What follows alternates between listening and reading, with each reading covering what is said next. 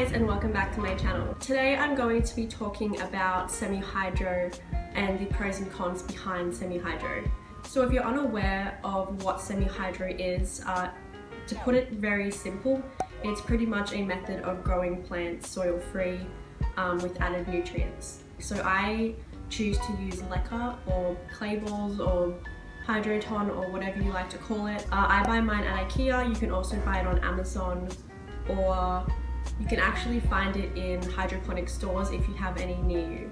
So if you're interested, I'll link all the nutrients and everything I use for my SEMIHYDRO down in the description if you want to check that out. You can also check out my Instagram. I'll leave my ad up on the screen right here. It's just Katie's Jungle, and I have some more information about SEMIHYDRO on there. Okay, so time to get into the video of pros and cons of SEMIHYDRO. So one of the biggest pros for me and switching to SEMIHYDRO is definitely getting rid of gnats. So I really struggled with gnats before switching to SEMIHYDRO. I had them in pretty much all of my soil plants. I didn't really have any for a little while when I first started my plant collection, and then I must have bought in a plant somewhere that was infested because I ended up having them like everywhere inside. But since switching, I've noticed that I have had a huge rapid incline? No, that's not the right one. I've had a huge rapid decline of gnats, and I haven't really been noticing anywhere anymore. So gnats tend to reproduce in the top 2 inches of your soil. So that's why SEMIHYDRO really helps with erasing the gnats, because they can't reproduce in your plants. So I've noticed since most of my plants now are SEMIHYDRO, I don't really have gnats anymore.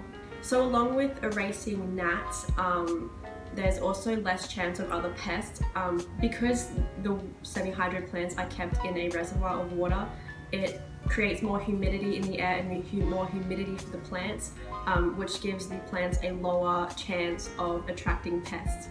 So something I have really noticed is repotting plants, or any work I'm doing on plants in general, it is way cleaner because I don't have soil everywhere. When I had soil plants, I tend to make a huge mess when repotting my plants and have to do a huge cleanup afterwards. So I've really been enjoying not having soil all throughout my home anymore. So a great thing about SEMIHYDRO also is, in my opinion, the plants are a lot easier to maintain if you're going to be going away on holiday or anything like that. Pretty much all you need to do is fill up your reservoir, and it can be good for really up to 2 weeks, in my opinion. I fill up my reservoir every 2 weeks with my plants, so I could probably leave them for up to 3 weeks without anything, and they'd probably be okay. So if I still had all my plants in soil, that would not be the case. If I went away for 2 weeks, I'd probably come back to multiple dead plants. Okay, so I don't know if this is like a known fact or it's just certain people have noticed this, but I have kind of noticed that my plant roots especially grow a lot faster in SEMIHYDRO. I have plants that the roots are already coming through the bottom of the pot, and they've literally been potted up for like 2 weeks. So that's kind of something that I've personally noticed, and I know other people have noticed too. But plants are technically, I guess, supposed to grow faster in SEMIHYDRO.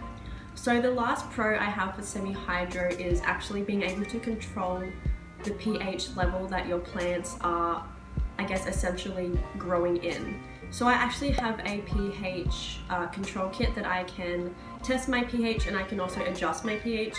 So that will be linked down in the description if you're interested in that. But being able to keep your plant's pH monitored and keep it at a level that is sufficient for your plant is a really great plus with SEMIHYDRO.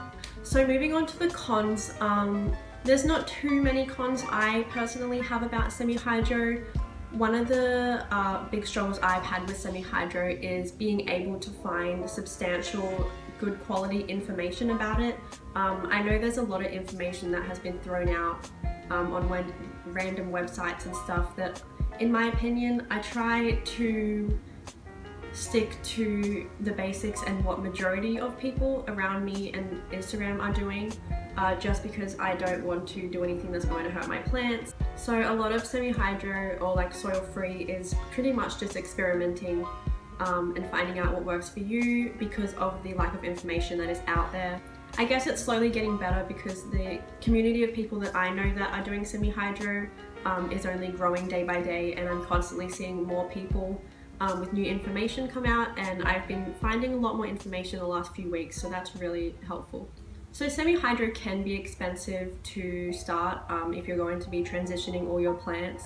LECA can get expensive depending on the quantity of plants you're trying to convert or how big the plants are.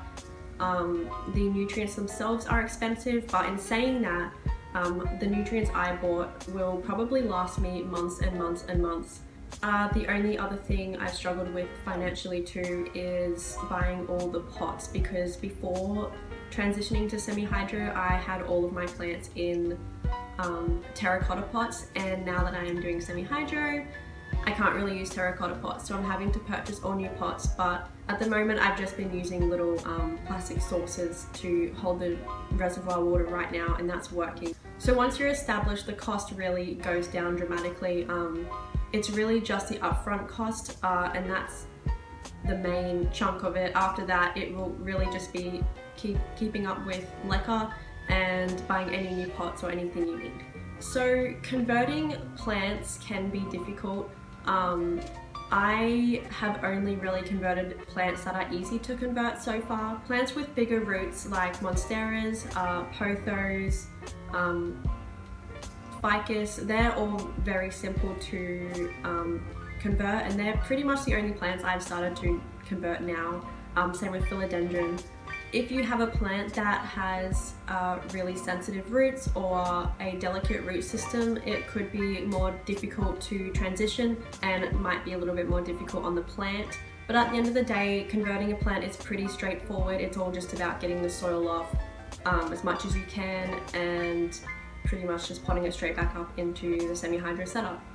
So the last con I have about semi-hydro is that some plants may not respond well to the transition. I personally haven't had any plants that have been problematic since transitioning, but I know people that have had plants that have pretty much rapidly declined from one day to the next. So just be careful about that. It's always a good idea to start off with plants like pothos or monsteras or something like that that is easy to convert and probably won't have any problems after converting. If you have any really expensive rare plants, I probably would recommend not converting them until you're extremely comfortable with it. One thing I forgot to mention in the pros is it's super easy to check roots with semi-hydro. All you need to do is pretty much pour a little bit of the LECA out of the top of the pot, pull the plant out, and you can fully see all the roots.